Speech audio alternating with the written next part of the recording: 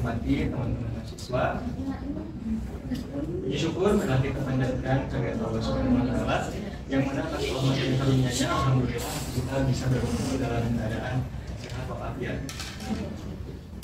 Siang hari ini saya Ramdan Raina sebagai moderator, dan topik yang akan kita bahas pada kesempatan kali ini adalah bijak menggunakan media sosial dan nanti tips pada era digitalisasi. Sebelumnya izinkan saya untuk memperkenalkan anggota kelompok sudah hadir di samping kanan saya, Iwati, Enjen Quraisin, Samsia, Dede Dasim, ada sana yang akan menyampaikan materi. Dan sudah hadir juga Dian Jujun Setiana yang akan mendokumentasikan jalannya diskusi pada kesempatan kali ini. Rangkaian acara yang akan kita bahas pada diskusi kali ini diantaranya yang pertama ada pembukaan, lalu ada penyampaian materi, sesi tanya jawab, dan akan diakhiri dengan sesi foto-foto. Teman-teman yang kami hormati, kita akan buka sesi diskusi ini dengan bacaan bersama-sama. Kita akan langsung menyimak penyampaian materi dari kelompok 6 pada materi kami tersebut.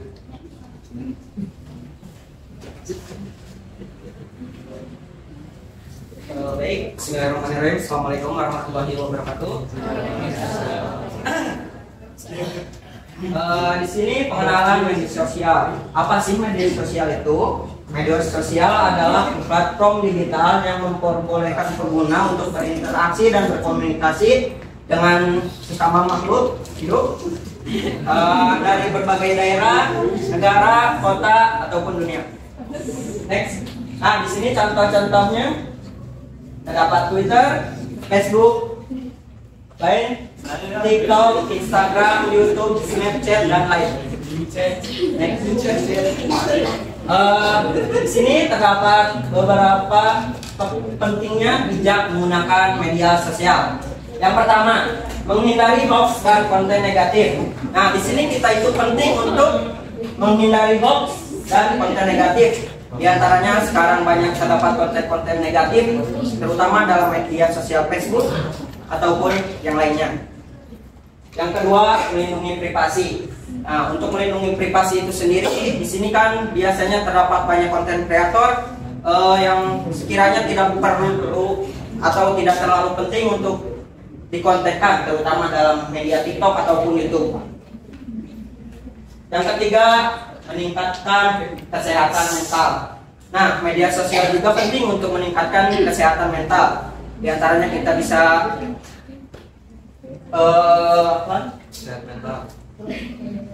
mental kuat. Pokoknya di sini kita bisa edukasi kepada dokter secara digital. Untuk yang keempat, mempererat hubungan yang sehat. Nah, dalam media sosial juga kita bisa mempererat hubungan secara sehat dengan teman, keluarga, ataupun sahabat. Yang kelima, memanfaatkan media sosial untuk hal yang positif. Nah, untuk hal dalam positif itu, misalnya kita memanfaatkan media sosial untuk belajar berbagai macam inspirasi, misalnya dalam hidangan ataupun kehidupan sehari-hari. Terima kasih. Baik, untuk materi selanjutnya, di sini ada cara bijak menggunakan media sosial. Nah, biasanya kita menggunakan media sosial itu untuk sharing konten. Kita highlight aja poin untuk sharing konten itu. Nah, menghindari memberi komentar mencela dan menjelekkan orang lain. Tentunya kita harus berpikir terlebih dahulu, berpikir 1000 kali sebelum kita mengetik atau mengomentari, karena ada pepatah ketikan adalah maut.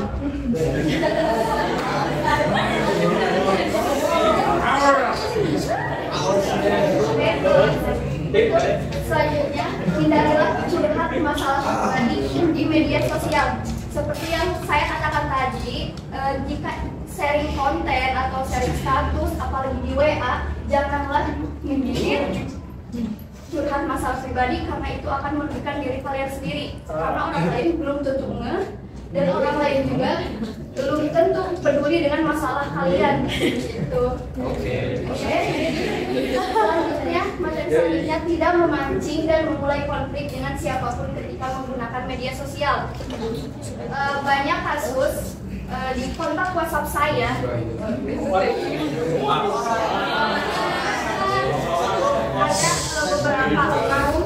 ada beberapa oknum yang sekiranya curhat lah ya di medsosnya dengan kata-kata yang tidak baik, bahkan dengan kata-kata yang menurut saya kurang senonoh. Contohnya menyindir seperti bayar hutang bisa.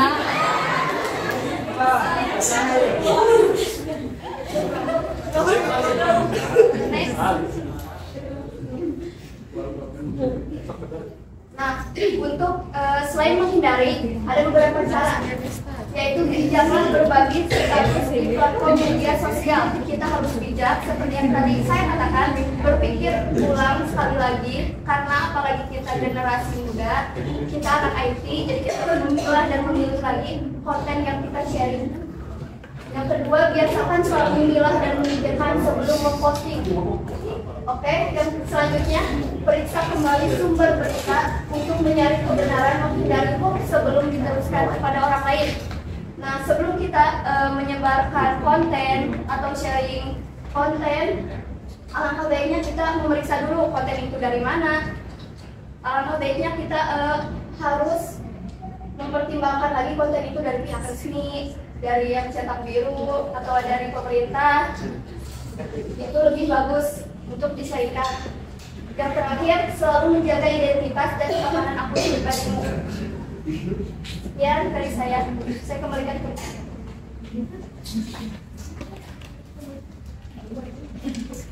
untuk pembahasan selanjutnya, apa itu hoax?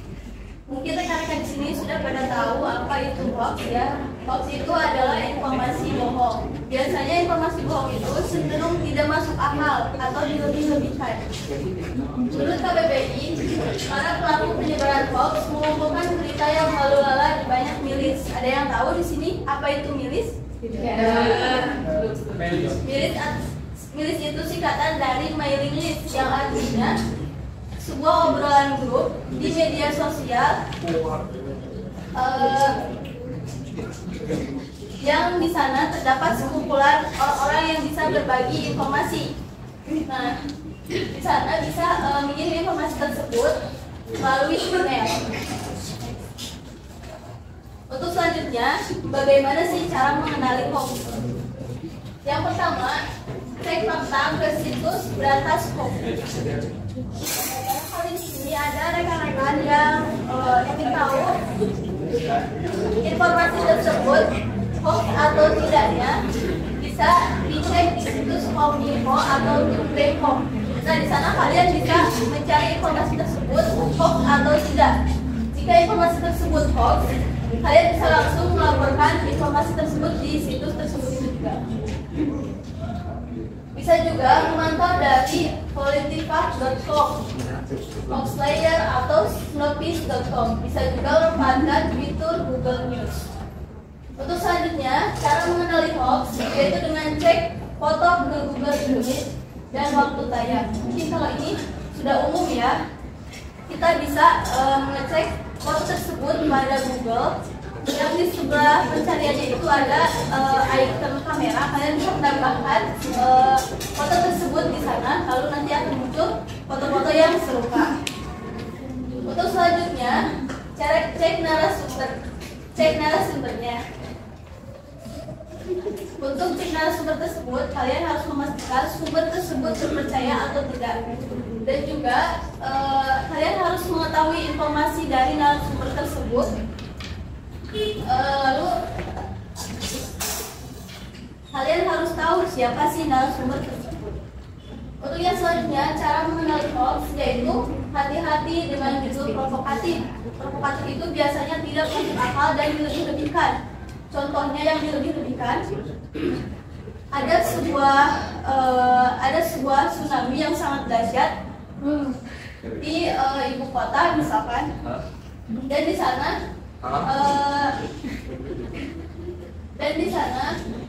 terdapat banyak sekali korban jiwa. di sana terdapat kalimat yang provokatif atau dilebih-lebihkan.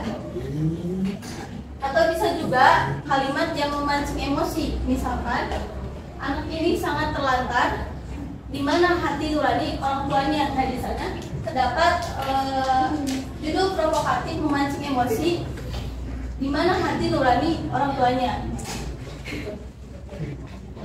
Untuk yang selanjutnya, siapa yang sebar? Nah, di sini kita harus tahu informasi siapa sih yang sebar, bagaimana identitasnya. Biasanya akun yang sering menyebarkan hoax itu tidak memiliki foto profil. Yang kedua, tidak memiliki informasi yang jelas. Itu sekian, terima kasih. Seperti sudah saya sebutkan tadi mengenai bijaknya penggunaan media sosial maupun ciri-cirinya hoax ya. Di sini juga saya akan memberikan tips untuk menghindari penyebaran hoax yang ada. Yang pertama bisa dengan melakukan periksa sumber berita ataupun konten. Nah, hal ini bisa dilakukan dengan memastikan sumber terpercaya dan kredibel seperti media massa yang resmi ataupun terkenal seperti Kompas, Detik, ataupun situs yang disediakan oleh pemerintah. Kemudian judul dan isi berita seringkali sensasional ataupun provokatif. Biasanya itu hanya di judulnya saja, tetapi isi kontennya itu biasa-biasa, tidak seheboh itu. Kemudian rekan-rekan juga bisa memanfaatkan situs web atau aplikasi pencari fakta seperti link ini. Nah, ini merupakan website yang disediakan oleh pemerintah untuk menyediakan laporan-laporan berita yang sudah terkonfirmasi hoax. Kemudian rekan-rekan juga bisa membandingkan dengan informasi lain dari sumber yang lainnya. Jadi jangan hanya terpaku pada satu sumber saja, bisa dibandingkan dan juga nanti rekan-rekan juga bakal tahu oh ini beritanya benar atau tidak. Kemudian cara yang kedua yaitu berpikir kritis terhadap konten yang tersedia. Jangan mudah percaya dengan informasi yang belum terverifikasi. Seperti yang sudah tadi disebutkan, bisa memeriksa sumber-sumber yang dipercaya. Kemudian kalian juga harus mempertanyakan informasi yang terlalu bagus, kan biasanya itu hiperbola, dilebih-lebihkan, dan juga menggunakan bahasa yang provokatif dan penuh kebencian maupun memicu emosi kita. Karena jika si berita itu sudah memicu emosi, akan terpancing sisi emosional psikologi kita untuk percaya pada konten ternyata. Sedangkan konten tersebut belum tentu terkonfirmasi kebenarannya. Untuk cara yang ketiga yaitu dengan melaporkan hoax pada yang pertama bisa menggunakan fitur report pada platform media sosial yang tersedia. Dan biasanya sudah tersedia fitur report, dan kemudian teman-teman juga bisa memanfaatkan link berikut yang ini, dan di website itu tampilannya seperti ini. Nah, website ini berisikan untuk mengajukan konten-konten yang memang terbukti hoax ataupun bisa tentang yang berkaitan dengan narkoba, pornografi, ataupun rasisme dan terorisme.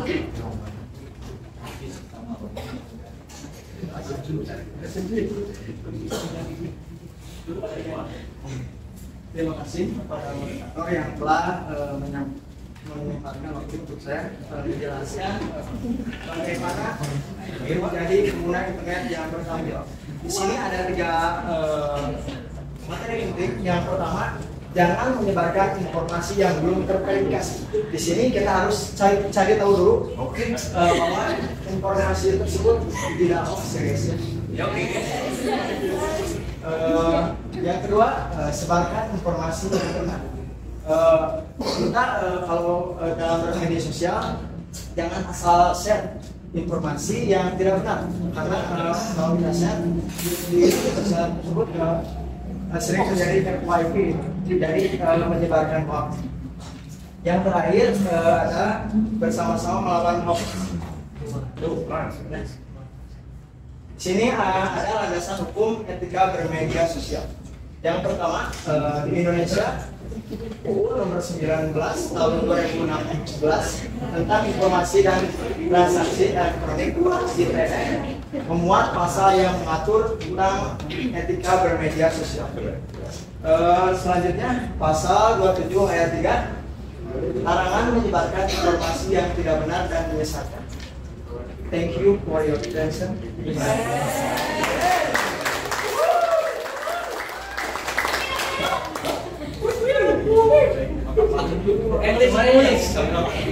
Telah kita simak bersama penyampaian materi dari kelompok 6 yang begitu menginspirasi. Dan sekarang kita akan masuk ke sesi tanya jawab. Ada aturan untuk sesi tanya jawab ini. Kita membatasi hanya 2 pertanyaan dan mohon izin untuk teman-teman yang akan memberikan pertanyaan, sebutkan nama, NIM, dan kelompoknya terlebih dahulu. Baik, silakan. Nama saya Mulyati dengan NIM 2110474. Di sini saya izin bertanya, bagaimana sih peran media sosial dalam kesadaran dan kesehatan mental selaku remaja? Terima kasih. Assalamualaikum warahmatullahi wabarakatuh. Perkenalkan, nama saya Adi Mubarok dengan NIM 2110523 dari kelompok 3. Izin bertanya, apa dampak dari penyebaran hoax terhadap stabilitas sosial dan politik di suatu negara? Ya, terima kasih. Bagaimana materi? Sudah jelas ya untuk pertanyaannya. Silakan untuk materi menjawab pertanyaan dari Izin menjawab pertanyaan dari saudari Yayang Mulyati. Pertanyaan pertama, bagaimana peran media sosial dalam meningkatkan kesadaran tentang kesehatan mental di kalangan remaja? Media sosial memiliki peran yang signifikan dalam meningkatkan kesadaran tentang kesehatan mental di kalangan remaja. Melalui platform seperti Instagram, TikTok, YouTube, banyak kampanye dan konten edukatif yang dibuat oleh organisasi kesehatan, influencer, dan profesional kesehatan mental. Mereka berbagi informasi tentang pentingnya kesehatan mental, tanda-tanda gangguan mental, serta mendapatkan bantuan. Selain itu, komunitas online yang suportif dapat memberikan dukungan emosional, berbagai pengalaman yang dapat membantu remaja merasa lebih terhubung dan diterima. Izin menjawab lagi soal nomor 2, saudara Adi Mubarok. Apa dampak penyebaran hoax terhadap stabilitas sosial dan politik di suatu negara? Penyebaran hoax yang dapat memiliki dampak yang serius terhadap stabilitas sosial dan politik suatu negara. Informasi yang disebarkan secara luas dapat menimbulkan kepanikan, ketidakpercayaan, dan kekacauan di masyarakat. Hoax yang bersifat politisi dapat digunakan untuk mempengaruhi opini publik, memanipulasi pemilih, dan menciptakan polarisasi di antara kelompok masyarakat. Hal ini dapat mengakibatkan ketegangan sosial, konflik, dan bahkan kekerasan. Oleh karena itu, penting untuk mengedukasi masyarakat tentang mengenali dan menghindari hoax secara serta penting memverifikasi informasi sebelum membagikan. Baik, terima kasih kepada pemateri atas jawabannya dan juga teman-teman yang sudah bertanya. Dan untuk itu, rangkaian acara kegiatan diskusi kali ini telah berakhir. Setelah kita bacakan alhamdulillah bersama-sama. Baiklah teman-teman yang kami hormati, saya Landan Raina selaku moderator memohon maaf atas kesalahan dan juga hal-hal yang telah berkenan. Sampai jumpa. Wassalamualaikum warahmatullahi wabarakatuh.